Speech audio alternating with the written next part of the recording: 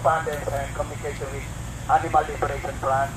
No? So ito yung mga radical animal rights activists. So then nagkaroon din kami ng connection with PETA. So we are parang kami yung mga first group na nakipag-correspond sa PETA. So nag-send sila ng mga videos. Actually Betamax pa yun, no?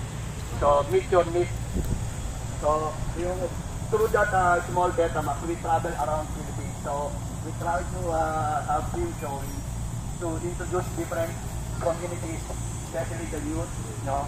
So na magkaroon ng awareness about animal rights. Kasi in Philippines, kumbaga, nung una nilang makinig yun, parang sila nawiwirtuan.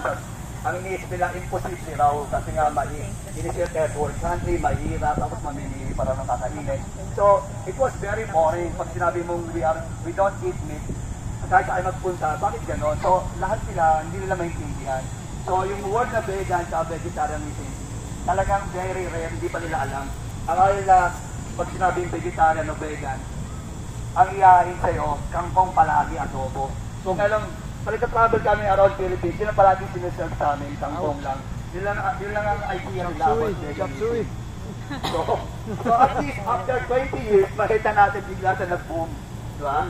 So from this period, nakapag-distribute kami ng thousands and thousands of copies ng yung PETA DVD, yung reason, no? Yung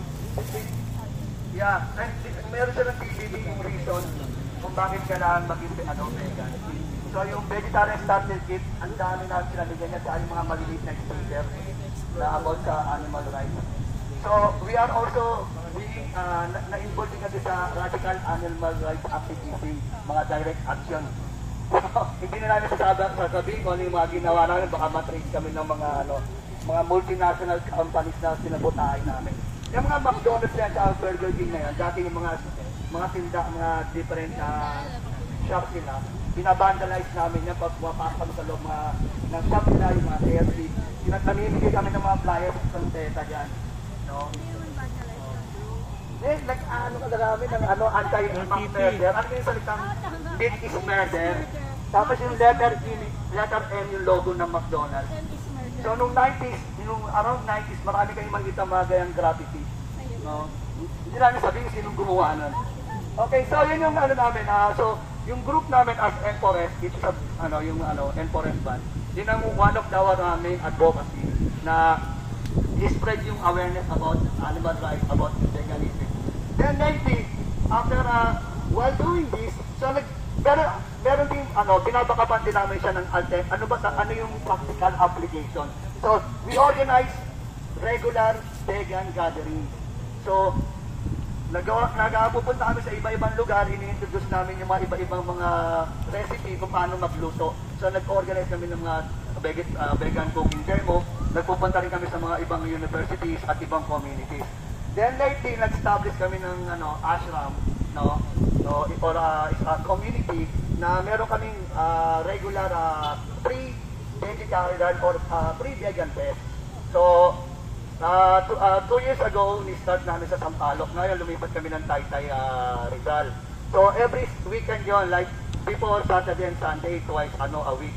Ngayon, every Sunday. So, nag-prepare kami ng vegan food. Hindi lang isa, multi-course, minimum 7-8 na meal.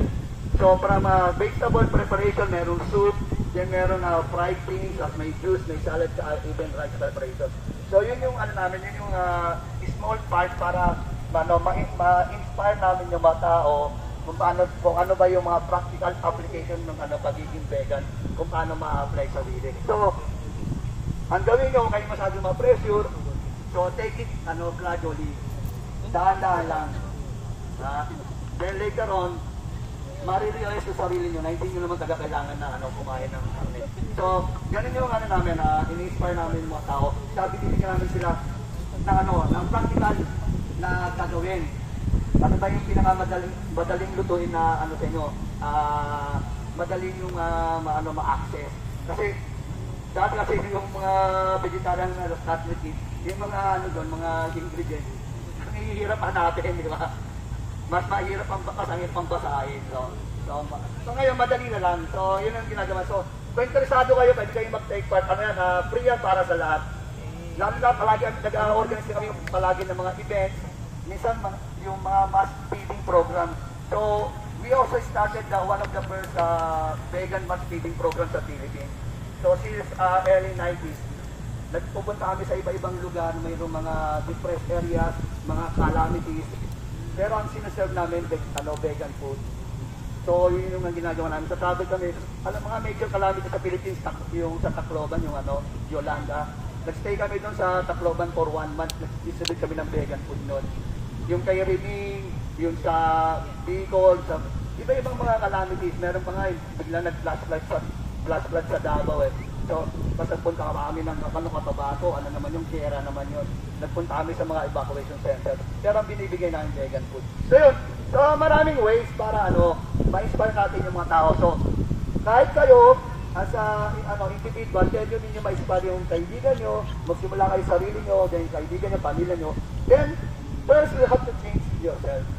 Then, it's easy to influence outside. So, first we change from within. Yun lang po. Okay, maraming salamat. Hare Krishna.